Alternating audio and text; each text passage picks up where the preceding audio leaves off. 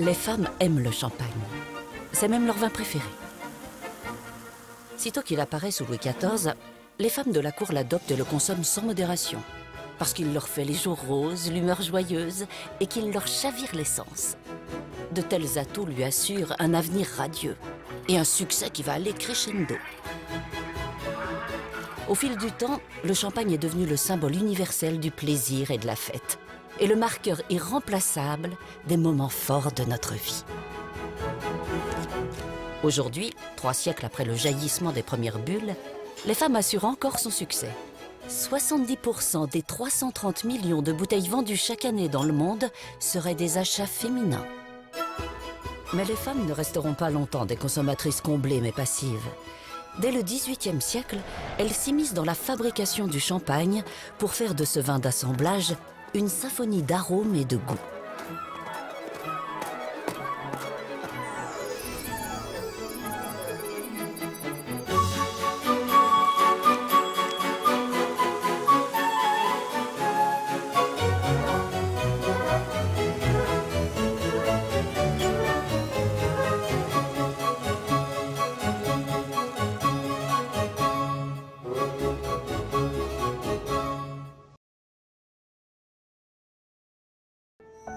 Voici la Benjamine de nos femmes de Champagne, Lorraine Bayette. Un drame familial l'a amenée à interrompre ses études pour prendre en charge à 24 ans la petite exploitation familiale. Une lourde charge qu'elle assume grâce au soutien de sa mère, Marie-France, et de sa sœur, Justine. Mon mari est décédé le 13 mars 2005, après 3 mois et demi de maladie. Et donc, bon, évidemment, comme dans toute situation, c'est la panique. Mes filles ont arrêté leurs études momentanément pour m'aider. On a travaillé toute seule pendant 6 mois jusqu'à l'embauche de notre salarié Christophe. Et ensuite, elles ont repris leurs études. Et mon grand bonheur, c'est que ma fille aînée est revenue sur l'exploitation, m'aider. C'est vrai que quand on prend le schéma traditionnel d'une famille champenoise, c'est vraiment un modèle patriarcal. Donc même si le père n'est plus présent, il va forcément y avoir un grand-père ou un frère qui va aider la maman ou un oncle, etc. Que nous, en fait, on s'est vraiment retrouvés vraiment toutes seules. C'est ça, en fait, au début, qui a été vraiment très difficile. Bon, après, comme maman a dit, il y a nos amis qui nous ont aidés, donc là, ça... c'était vraiment une aide vraiment très, très précieuse. Tu avances, ça va vite. C'est le nombre de tours de moteur, ça.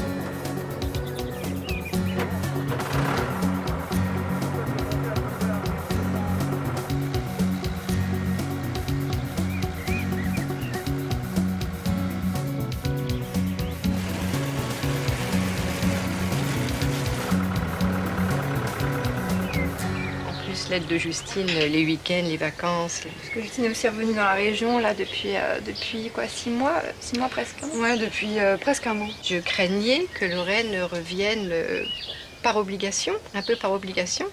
Et au fur et à mesure du temps et des années, je me rends compte que c'est une passionnée, qu'elle travaille énormément et je suis rassurée quant à sa décision. Un trio de femmes soudées et déterminées à perpétuer l'héritage paternel.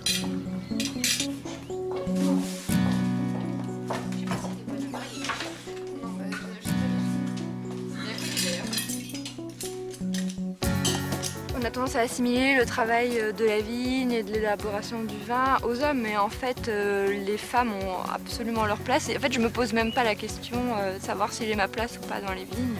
C'est une évidence. On a plusieurs veuves, finalement, de grandes dames de Champagne, comme Henriot, Pommery, même Roudrère. Chaque femme dans une grande maison de Champagne a vraiment innové.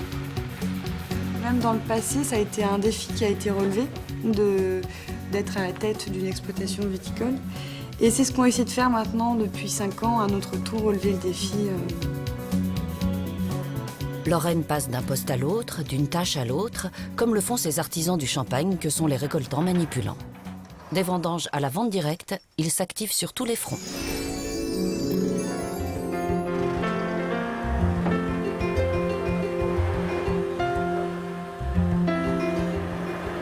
pilote ça depuis que mon père est décédé, donc ça fait 6 ans. Et non, j'ai appris toute seule. Donc si un jour j'ai pas de travail, je serai cariste.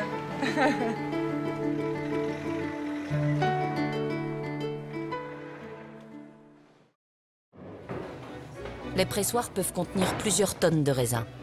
Avec 4000 kg de raisin, on obtient 2500 litres de jus grâce à un pressage doux et progressif.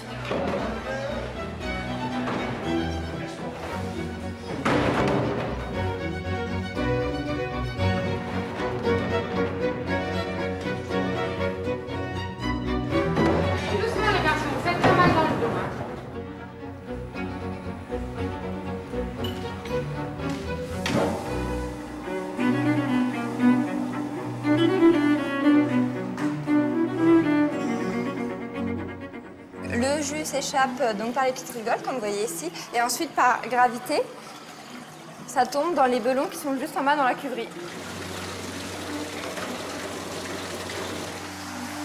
Donc là, c'est mon univers, la cuverie.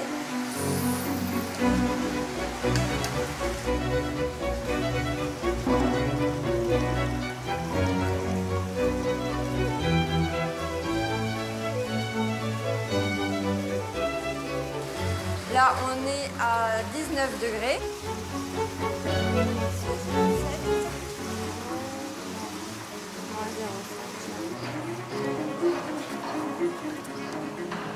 Cette nuit, j'ai dormi 3 heures.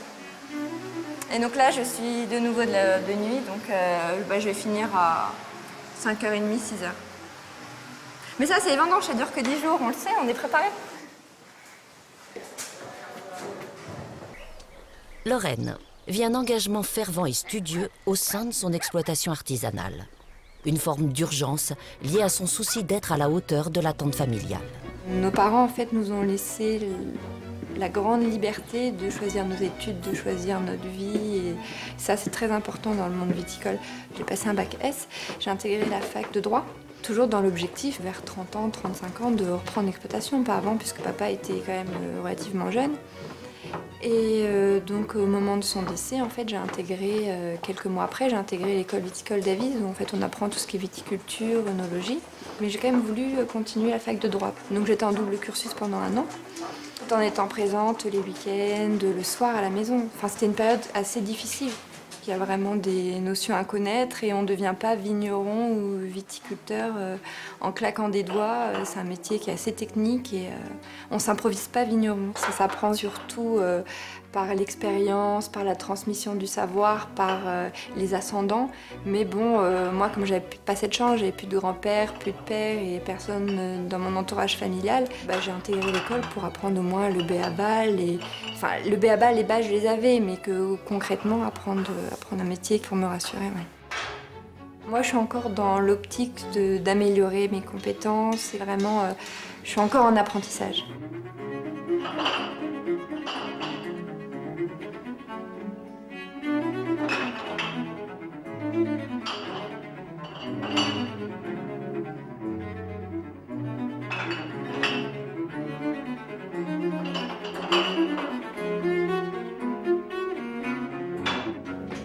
Avec une petite production de 30 000 bouteilles par an, les Bayettes mère et fille ne peuvent compter que sur leur propre force. Quand Lorraine doit tester ses vins clairs ou décider des assemblages, c'est au jugement de sa famille qu'elle s'en remet toujours. Toutes les deux. La couleur est belle. Oui, la couleur elle est un peu plus claire que les assemblages. Enfin, que les... Donc là je vous mets donc seulement le 2009 et le vin fût. Et après on va faire un test justement si exceptionnellement cette année on ne pourrait pas donc dans notre base de 2010 rajouter un soupçon de 2009. Donc 2009. Et là en fait on a tous les arômes évolués. Ah oui, c'est net hein, par rapport au 2010. Donc là, il faudrait peut-être pas en mettre énormément de 2009 pour pas que ça prenne le pas sur la spontanéité, sur la fraîcheur de 2010. Ouais, je pense qu'il faut pas hésiter. Je pense que ça s'impose. À Reims, Lorraine, Justine et Sandrine retrouvent, elles, les membres des Pétillantes, un club exclusivement féminin dédié au champagne. l'heure est venue pour elle aussi de goûter en avant-première les cuvées sorties des caves que nous retrouverons bientôt dans nos coupes. En fait, les vieilles vignes vont apporter en fait, cette maturité, ce corps. Et d'un autre côté, les vignes un peu plus jeunes qui vont redynamiser, qui vont donner cette longueur et cette finesse. Je pense qu'il faudrait un fromage plutôt jeune et frais, parce que c'est un chardonnay, quelque chose de sur la rondeur, très délicat. Je pense qu'il ne pourrait pas supporter des fromages trop forts. Je pense pas. Bon après, on peut tester, mais... En fait, le champagne, ça peut vraiment faire tout un repas. Ouais. Voilà, là, ça le prouve bien. Parce que c'était vraiment le champagne où c'était un petit peu... avec les fromages, c'était un peu ambigu, mais là, finalement, le champagne peut accompagner complètement tout un repas. La couleur. C'est vraiment très élégant. Champagne de femme. Champagne de femme. C'est quoi? C'est ce qui me restait Pas de problème. C'est aussi un vin de fête en fait, donc les femmes ont plus l'occasion sur un apéritif. Oh, on n'a pas le même mari. Nous en fait on s'octroie toutes les occasions pour faire la fête, c'est fini là. Avec le moussé dans le coffre, le cubit de vin, c'est fini. C'est ainsi que s'achève toujours une année de champagne par des agapes et des fêtes.